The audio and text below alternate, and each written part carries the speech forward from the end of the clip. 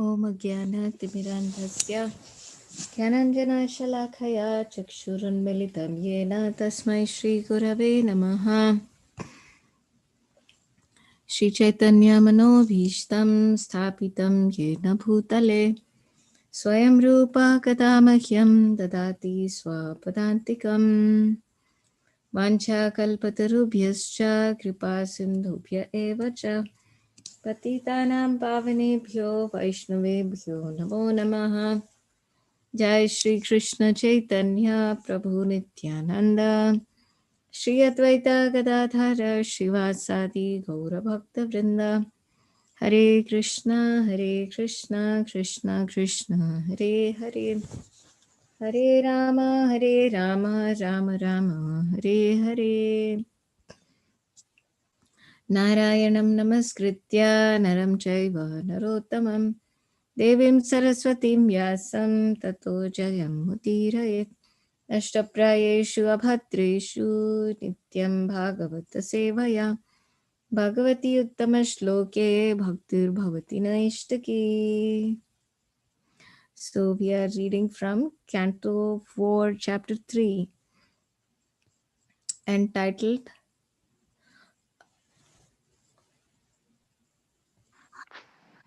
Talks Between Lord Shiva and Sati. And we are reading from text 4 through text 9 today. Text 4. Tasbin Brahmar ऋषयः सर्वे देवर्षि पितृर्देवता आसन् कृतः स्वस्ति तत्पत्नीश्च भार्तृका. Hare Translation. Krishna, this is Govardhan Leeline. Please accept my humble obeisances. All glories to Guru Maharaj and Srila Prabhupada. I'm driving in the car on my way home, so I just wanted to say that. Thank you. Hare Krishna, Mataji, welcome. Thank you for letting me know. Yeah, So I don't have the book right now, but I will have it shortly, as soon as I can get in the I'm house. reading now. But Okay. I may have to pause because there is one Mataji who wants me to drop something, and she'll call me when she's downstairs at my house. So I may have to take a short break when she comes. But now I'm reading. So this Okay, is text Mataji. 4. Thank you, Mataji. Translation and purport by His Divine Grace A.C. Bhaktivedanta Swami Srila Prabhupada Ki Jai. While the sacrifice was being performed, many Brahma rishis, great sages, ancestral demigods, and other demigods, their wives, all very nicely decorated with ornaments, attended from different parts of the universe. Purport. In any auspicious ceremony, such as a marriage ceremony, sacrificial ceremony, or puja ceremony, it is auspicious for married women to decorate themselves very nicely with ornaments, fine clothing, and cosmetics. These are auspicious signs. Any heavenly women assembled with their husbands, the Devarishis, the demigods, and Rajarishis, in that great sacrifice named Brihaspati Sava. It is specifically mentioned in this verse that they approach with their husbands. For when a woman is nicely decorated, her husband becomes more cheerful. The nice decorations, ornaments, and dresses of the wives of the demigods and the sages, and the cheerfulness of the demigods and the sages themselves were all auspicious signs for the ceremony.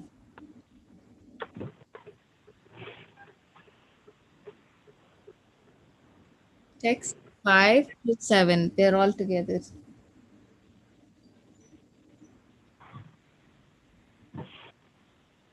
Okay, Mataji, is 1 second, I'm receiving a phone call.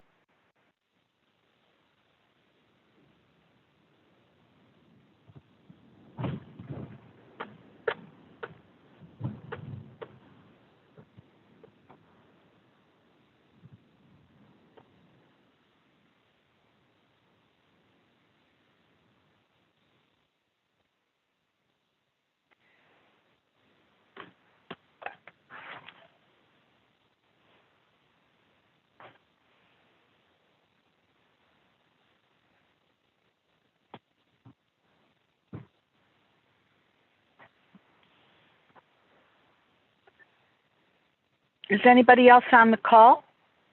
Hare Krishna? Or on the Zoom? I can't I can't tell because I'm driving right now.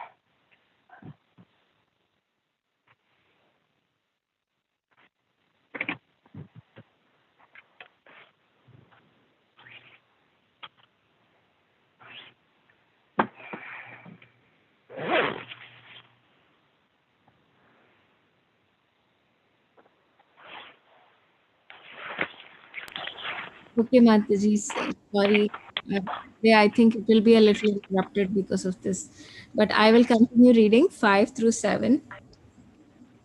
Tad upashrutya nabhasi ke charan prajalpatam sati dakshayani devi पितृर्यज्ञ महोत्सवं व्रजन्ति सर्वतो दिग्भ्या उपदेव वरस्त्रिय विमानयानसे पृष्ठा निष्काकण्ठे सुवाशश दृष्ट्वा सा लय अभ्यसे लोला शिरमृष्टिकुण्डलै पतिं भूता पतिं देवम् औत्सुकात् यात् अभ अभशत.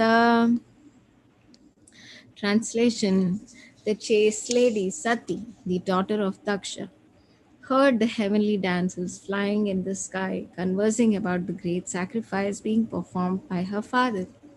When she saw that from all directions the beautiful wives of the heavenly denizens, their eyes were very beautifully glistening, were near her residence and were going to the sacrifice dressed in fine clothing and ornaments with earrings and necklaces with lockets, she approached her husband, the master of the Bhutas, in great anxiety and spoke as follows.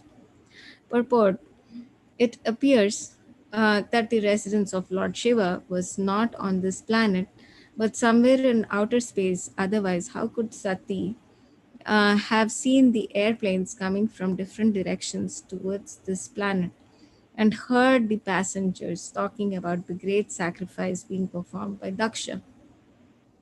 Sati is described here as Dakshayani because she was the daughter of Daksha. The mention of Upadevavara refers to inferior demigods like the Gandharvas, Kinnaras, and Uragas, who were not exactly demigods, but between the demigods and human beings. They were also coming in planes. The word Nilabhyase indicates that they were passing right near her residential quarters. The dress and bodily features of the wives of the heavenly denizens are very nicely described here. Their eyes moved, their earrings and their ornaments glittered and glared. Their dresses were the nicest possible, and all of them had special lockets on their necklaces. Each woman was accompanied by her husband. Thus, they looked so beautiful that Sati Dakshayani was impelled to dress similarly and go to the sacrifice with her husband. That is the natural inclination of a woman.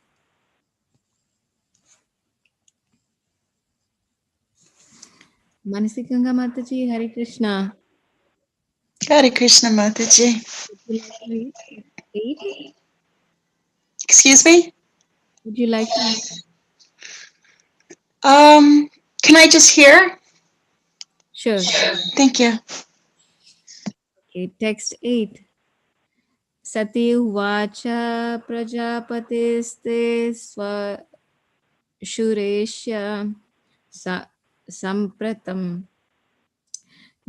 निरापितो यज्ञमहोत्सवखिल वयं च तत्र भीषरामवामते यदि अथर्थितामि विबुद्धव्रजन्तिः. Translation: Sati said, My dear Lord Shiva, your father in law is now executing great sacrifices. and all the demigods have been invited by him are going there. If you desire, we may also go.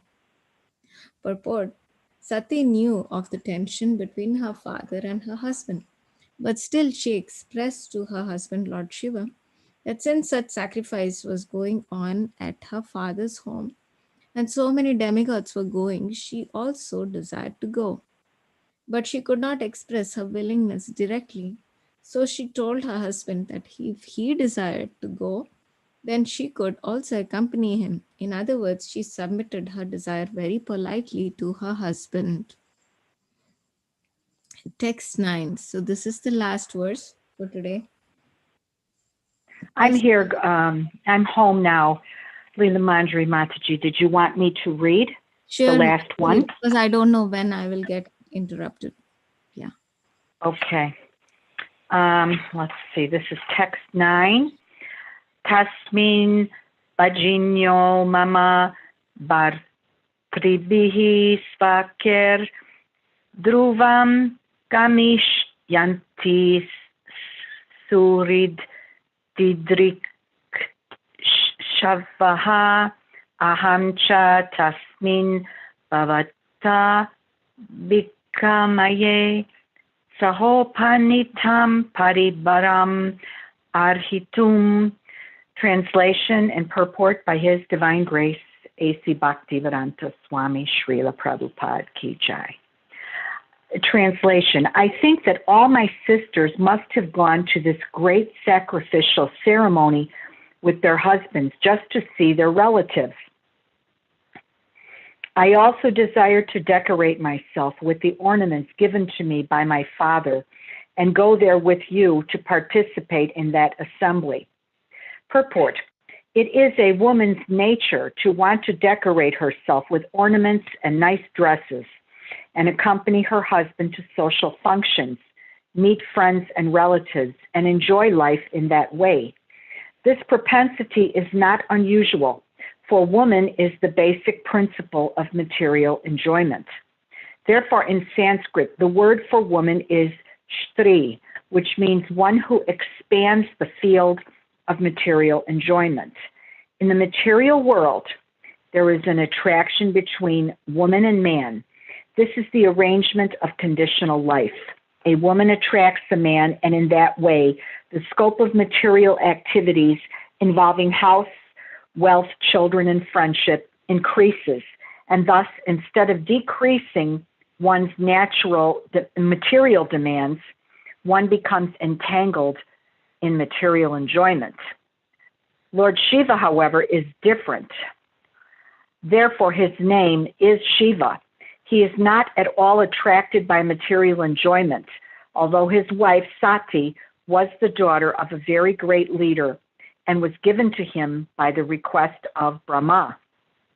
Lord Shiva was reluctant, but Sati, as a woman, the daughter of a king, wanted enjoyment. She wanted to go to her father's house, just as her other sisters might have done, and meet them and enjoy social life. Here, she specifically indicated that she would decorate herself with the ornaments given by her father.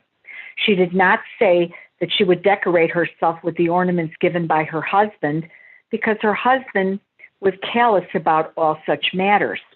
He did not know how to decorate his wife and take part in social life, because he was always in ecstasy with thoughts of the Supreme Personality of Godhead. According to the Vedic system, a daughter is given a sufficient dowry at the time of her marriage, and therefore Sati was also given a dowry by her father, and ornaments were included. It is also the custom that the husband gives some ornaments, but here it is particularly mentioned that her husband, being materially almost nothing, could not do so. Therefore, she wanted to decorate herself with the ornaments given by her father. It was fortunate for Sati that Lord Shiva did not take the ornaments from his wife and spend them for ganja, because those who imitate Lord Shiva in smoking ganja exploit everything from household affairs. They take all of their wives' property and spend on smoking, intoxication, and similar activities. Wow. Mm.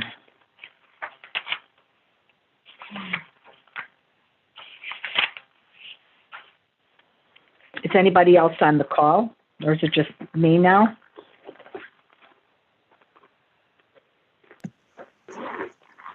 There are a few of us. There's it looks like Richie Mataji, Rohini Mataji. There's Oh, another nice. there's another phone number too. Maybe it's Archana, I'm not sure. Could be Archana. Well, she usually has her picture. It could be Linda Mataji also. Could be. You know. It's I think it was a 773. Yeah, Shut it. that's usually Linda Mataji. I'm not positive, but you know, there's more than one person, I guess, with the 773 area code Mataji. Okay. Well, I did not read text four. I wasn't. I was running an errand, and I was unable to understand. I would have to try to explain it as I look at it for the first time. So I'm just wondering if anybody else heard text, this text, and would like to explain. I came on late as well. I cannot know, but I read it before. If you're ready with this text we are on, I can explain. Okay, Mataji, please do me a favor, Ruchi Mataji. I love when you explain things. It's so very nice. But you have to speak very distinctly and slowly because I have a hard time understanding sometimes. Okay? Okay, which verse is it? This is text 4. Text for chapter. I'm sorry, I lost the page. That's why I'm. Chapter 3. Chapter 3, text 4. Okay, hold on a second. Chapter 3, text 4. Okay. While the sacrifice was being performed, many Brahmarishis, great sages, ancestral demigods, and other demigods, their wives, all very nicely decorated with ornaments, attended from different parts of the universe. This one? Yes, yes. So here, Sati is trying to persuade Shiva to give her the permission to go to her parents' place because it seems that she wants to be with the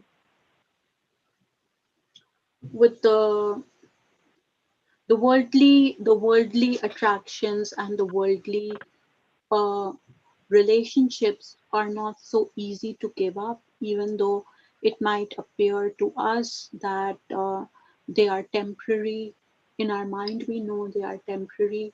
In our mind, we know that these relationships are transient, they change over a period of time. The same relationships which give us pleasure can also give us a lot of distress and be the cause of a lot of pain for us. And they seem to be changing all the time. And they require a lot of effort and a lot of dedication because even with the husband and wife relationship, um, these days especially, it is very challenging if both people, especially if somebody has a lot of options and the other person doesn't. Like before, the women didn't have any options, like literally, and the man was supposed to go out and he had the option to get other women in the marriage, like married 2 or 3 times. And so that was the thing in the past where a man could have many wives. So it's understandable that she, as a woman, uh, was feeling very like left out or lonely because she was not in a normal society. She was living in Kailash with Shiva, where there is no other really human beings, just ghosts and goblins and um, other spiritual people coming to, because Shiva is the guru and he used to give spiritual advice to the spiritual preceptors. But so we can imagine, like from the literature, little bit that I've read, is Kailash is not a place where it is very uh, pleasing, or it is full of austerities, cold and whatnot. And she was not given she was not given what do you call um, amarta, which is like she was not given the quality of being immortal like her counterpart Parvati. She was given the boon to be immortal, but she was a mortal being, and then a mortal being trapped in such austerities was very difficult. So when a person has been bestowed immorality, that person automatically develops a lot of divine qualities to be able to handle those austerities. But she was not given immortality, and so she was like still a human being and could not face all these austerities. So it's very understandable from this excerpt that she wanted to be with other fellow human beings or of her family who were in the sacrifice and and trying to she was trying to look for a little bit of acceptance, because acceptance and love which all people need. And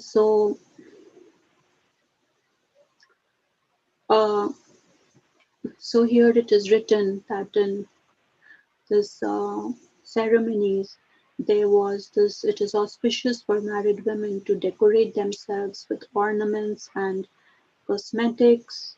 And so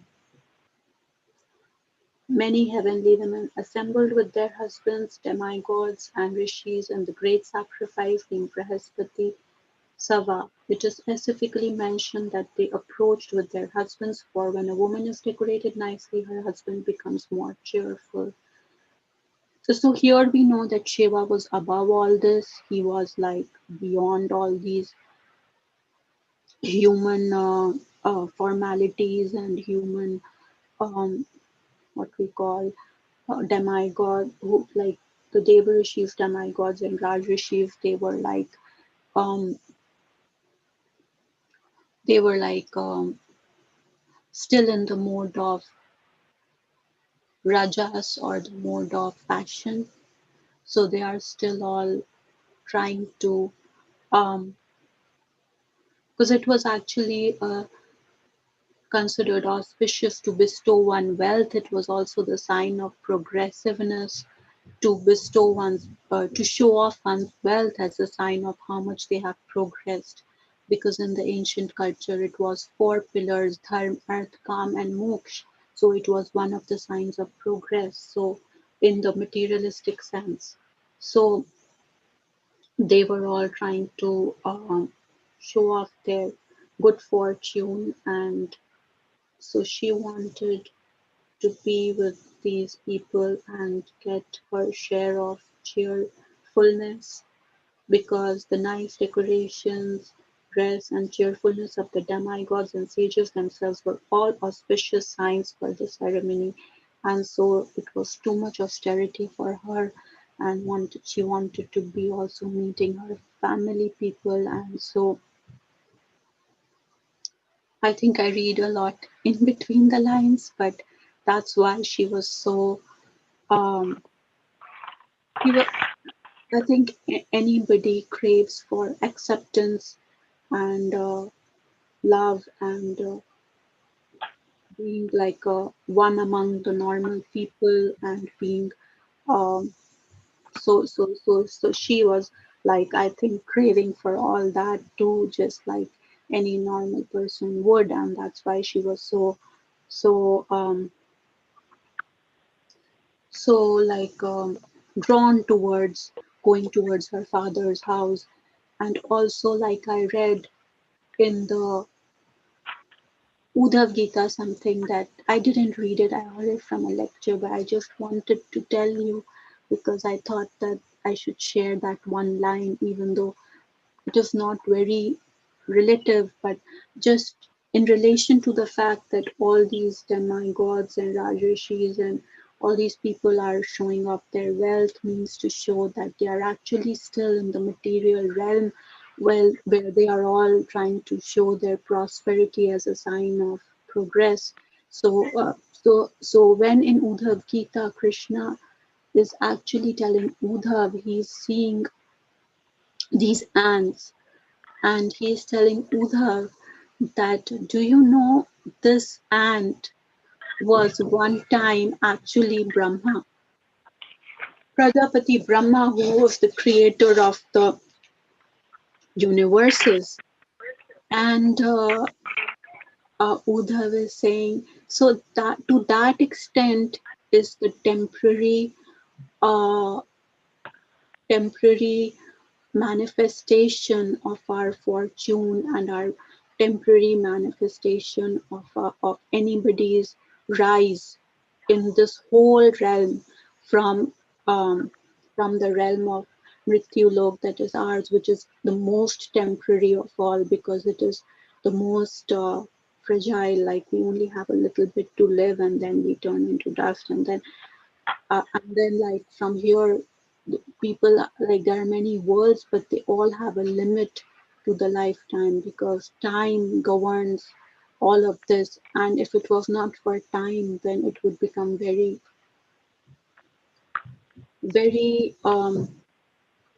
monotonous because everybody would be just progressing in a straight line and becoming very proud of their achievements because time actually handles. Mataji, I thank you very much for that explanation, but let's stick to the text.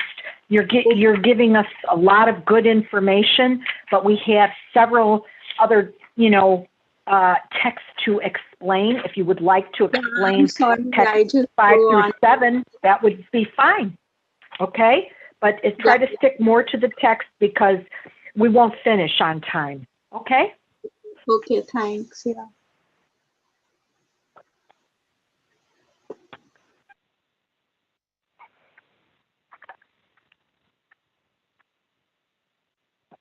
Did you want to explain text 5 through 7? Because you do know a lot about this. No, thanks. I'll pass. I already overdid myself. Somebody else can get the chance, I think, if others are on the call.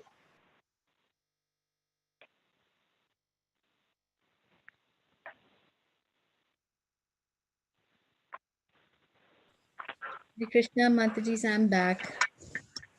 Oh, very nice, Leela Manjari. Ruchi Mataji was giving us a great explanation about text 4 and, Sati and why she felt she wanted to become decorated, etc. She explained that very nicely. I did not hear texts 5 through 7. So if somebody else would like to explain those, now's the time. So, Ruchi Mataji, can you summarize it like in one sentence what you spoke? Because I'm sorry I missed it.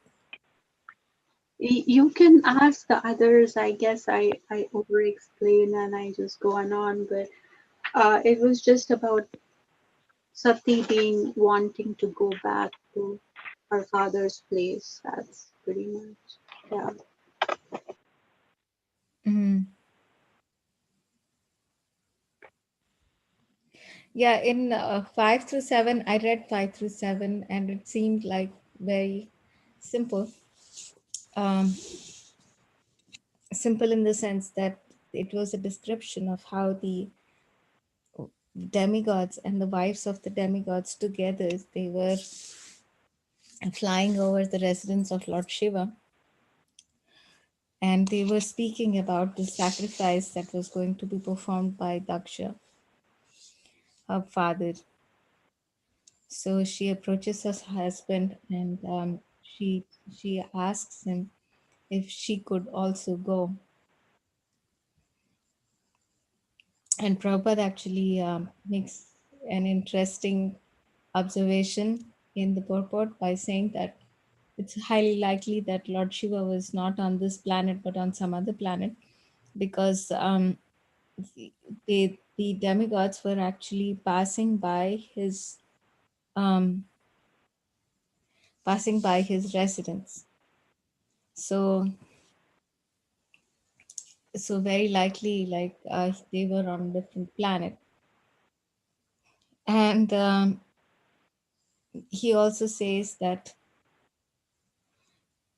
the the atmosphere that was being created by the passing of the demigods, um, along with their wives and their beautiful smiles and their ornaments and their eyes moving back and forth, and their ornaments, glittering ornaments, and the nicest possible dresses, all of them were very auspicious.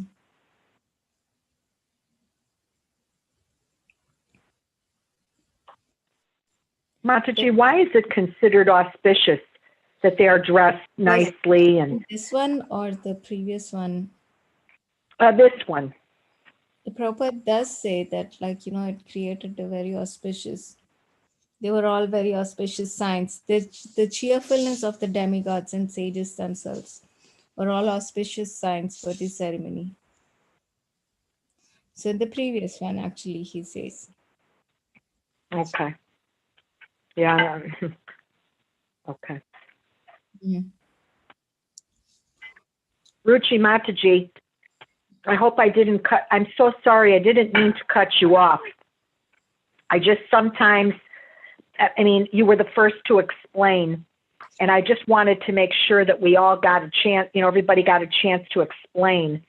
And then, I was going to say to you, if you'd like to go back and further explain, that would be fine. But I was afraid we wouldn't finish. So I hope you're not offended. I didn't mean anything by it.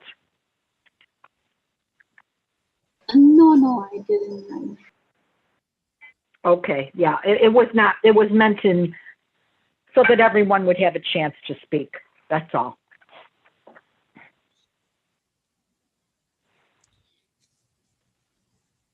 So So that's all there these is. women were showing all of their beautiful ornaments, etc. And I think Ruchi Mataji was saying that was to show their good fortune, correct?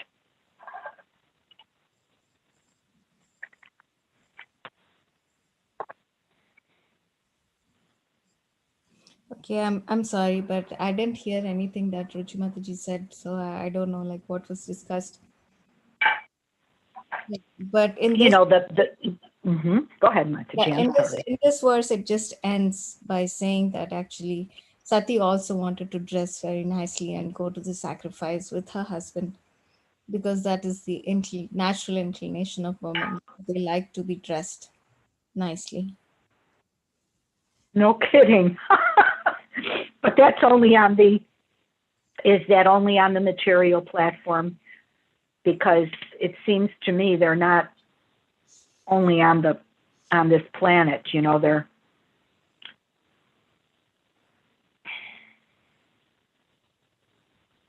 well, I guess,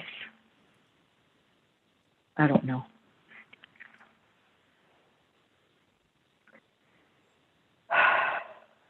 Actually, I heard that, um, like, even the gopis dress very nicely, but they dress for the pleasure of Krishna.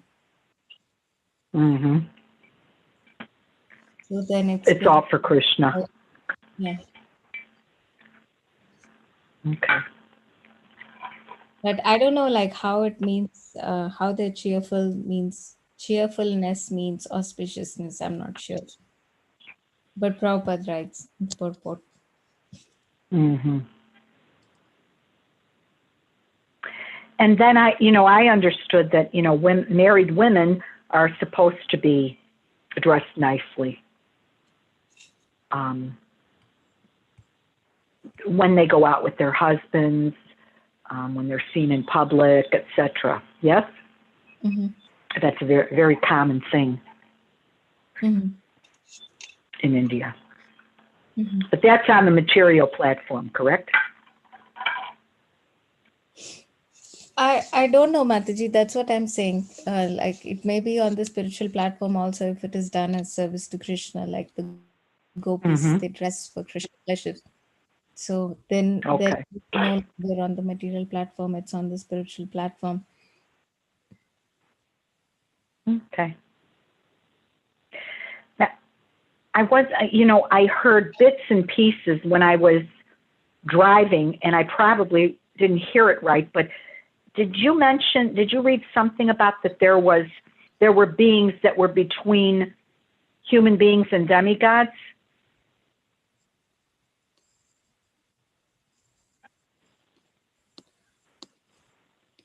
Wait a minute, yeah. Actually, it says the mention of Upadeva Vara refers to inferior demigods like the Gandharvas, Kinnaras, and Uragas, who were not Ah, exactly demigods, but between demigods and the human beings. okay. Okay. Yeah. So the Gandharvas. So what do you know what their status is? I mean, are they highly exalted beings? Are they sages or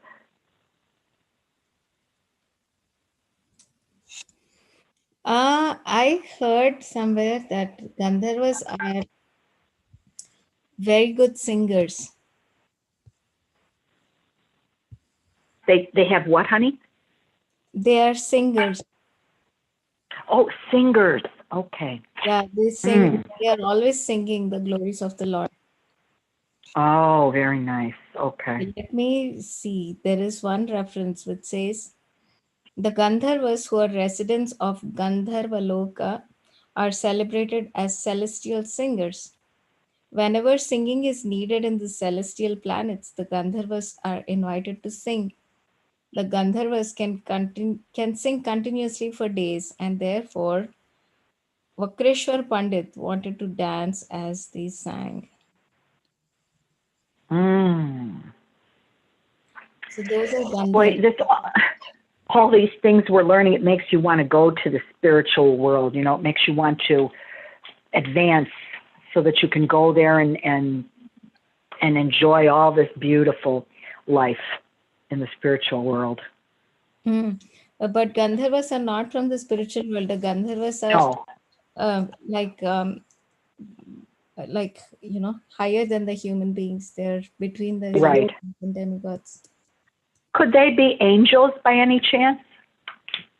Similar to, because we always like in the Christian faith there would always be these celestial choirs, celestial singers, and I have a feeling that they might be the equivalent of the Gandharvas, and they would be considered like angels.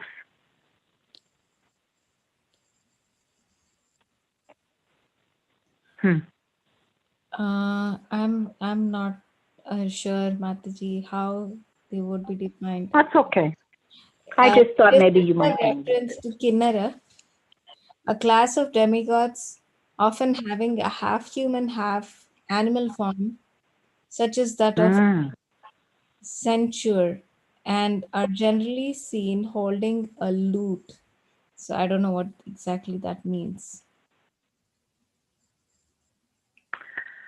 Sometimes you would see like unicorns, like I think don't they have like the body of a what is it, a horse, and then the other half is human, and then they're carrying the lutes. That lutes are instruments, so they're also playing too. It's an ancient, almost like a harp or something. Mm, I'm not 100% certain, so I don't want to That's okay. say No, something. it's all right. It's But not that important. in one of these purports in Srimad Bhagavatam, Canto 4, Chapter 6, Prabhupada writes in the translation, the abode known as Kailash is full of different herbs and vegetables and is sanctified by Vedic hymns and mystic yoga practice. Thus, the residents of that abode are demigods by birth and have all mystic powers. Besides them, there are other human beings who are known as Kinnaras and Gandharvas and are accompanied by their beautiful wives, who are known as Apsaras or angels. So, Prabhupada does make reference to the word angel. Okay, so they exist, and the Catholics always taught. They don't call them Gandharvas or but the, yeah, we have these. These are like Gandharvas. They're angels. Yes. Very interesting. Very fascinating. Okay.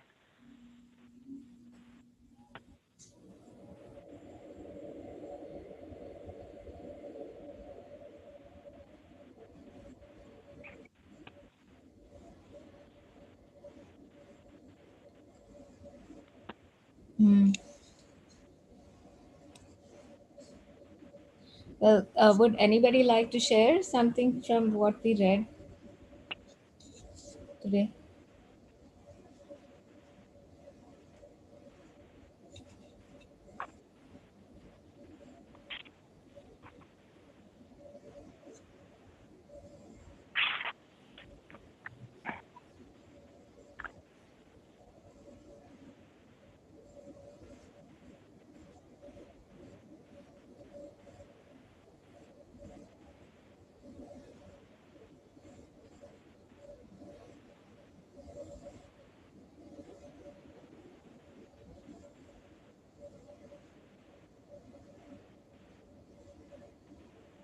Yeah, and just in the reading that I did, that Sati, this was text 9, she wanted to have some enjoyment. She wanted to enjoy life, wear nice clothing, accompany her husband, etc., to social gatherings, and in the material world, this is what goes on, right? A woman attracts a man, and in that way, the scope of material activities, including involving house, health, wealth, children, and friendship increases, and it thus decreasing. Instead of decreasing one's material demands, one becomes more entangled in material enjoyment. But Lord Shiva, it's interesting. He had nothing to do with all those things. He was so renounced. He wasn't into, all this dressing up and pomp and all these decorations. And I don't even think it said he was actually callous about these things, and he didn't know how to decorate his wife, okay? Because he was always thinking about the Lord. He was always thinking about Lord Krishna. So he never, was taught, oh, well, this is what you have to do for a woman and all these things. And in terms of the dowry, Sati was given a dowry by her father, and there were ornaments included. And it's usually the husband, too, who gives ornaments. But he could, goodness, my mouth. Lord Shiva didn't do so because he didn't have anything. He was a renunciant. He was completely renounced. And so it was very nice, though, that he did not take the ornaments from her. He let her wear the ornaments and all that, because it says here that those who imitate Lord Shiva in smoking ganja exploit from household affairs. So they take their wife's property, all the money, and they spend it on smoking, intoxication, and similar activities. So I did not know this about Lord Shiva. But he did not interfere. He did not take the jewelry from his wife or any of her ornaments that she was wearing. So that was the last part. It's just very interesting. Lord Shiva, though, I didn't say Lord Shiva himself didn't smoke ganja, did he? Or was this his followers smoked ganja? He was so renounced. Why would he even need to smoke ganja? That would Lord Shiva separate him. doesn't smoke, Mataji. Lord Shiva is a pure devotee. He doesn't smoke. Right. But Okay. Very good. Some people who claim to be followers of Lord Shiva are very much in the mode of ignorance. So ganja is one of those intoxicating, like marijuana and stuff like that. Like it's like one of those things. So they like to get intoxicated, and when people get intoxicated like that, they don't have any boundaries, because they just are into that addiction. So they don't even know that they are mistreating their wives and taking away her property and spending it on intoxicants.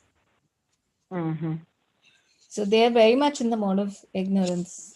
Such activities in the mode of ignorance.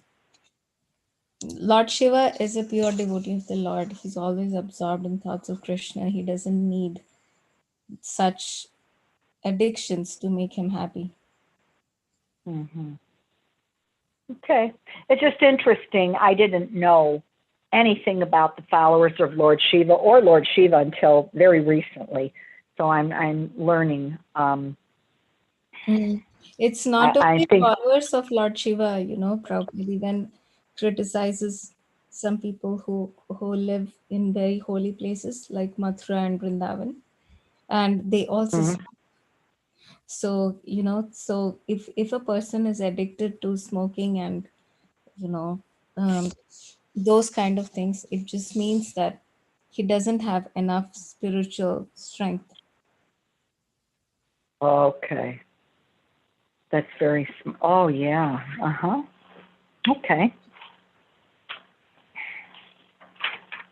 But at the same time, Prabhupada also wants us, that if we see people smoking or drinking in very holy places like Mathura and Vrindavan, we should not criticize them, because we do not know,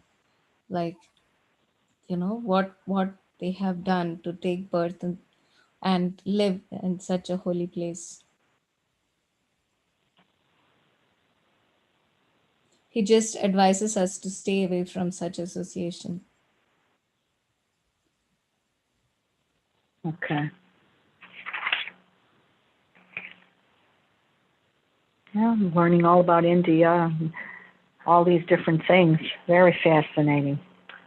I'm sorry. I think I cut off. I had accidentally cut off Ruchi Mataji, and I feel really bad about it. But the reality was we weren't going to be able to finish explaining the verses in time.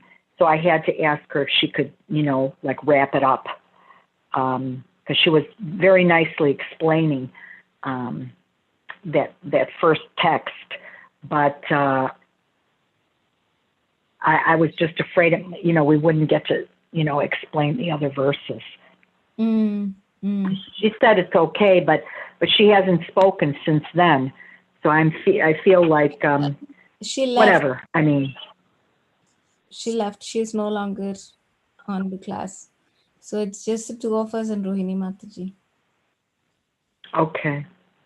Well, it was well intended, and hopefully it didn't come out the wrong way. Actually, I did apologize to her already. Yeah, you did. Yeah, it's okay, Govardhan Leela Mataji, because human relationships are very, very delicate. So although we try our best to handle it in the best possible way, sometimes, Well, I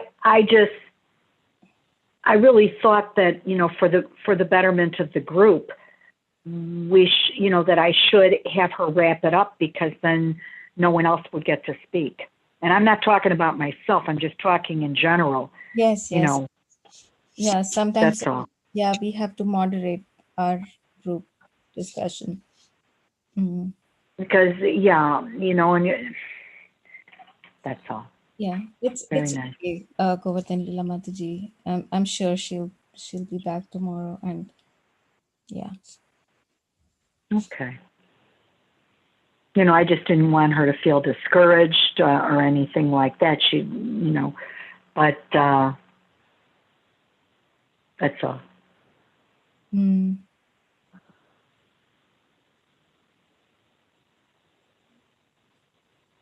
Manasi Ganga Mataji, you haven't said anything today. She also left a long time ago.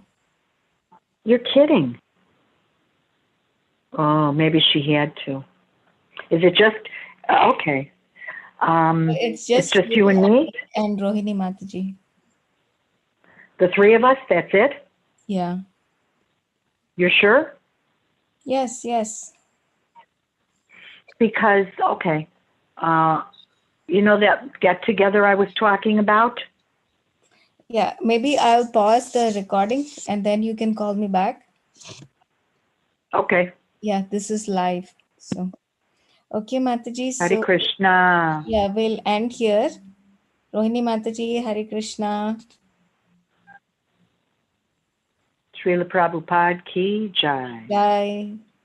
Srimad Bhagavatam ki jai.